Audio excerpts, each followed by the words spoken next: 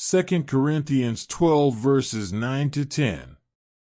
9 But he said to me, My grace is sufficient for you, for my power is made perfect in weakness. Therefore I will boast all the more gladly about my weaknesses, so that Christ's power may rest on me. 10 That is why, for Christ's sake, I delight in weaknesses, and insults, and hardships, and persecutions, and difficulties. For when I am weak, then I am strong. I hope this scripture brings you close to God Almighty. Thank you. God bless you, and please like, share, and subscribe.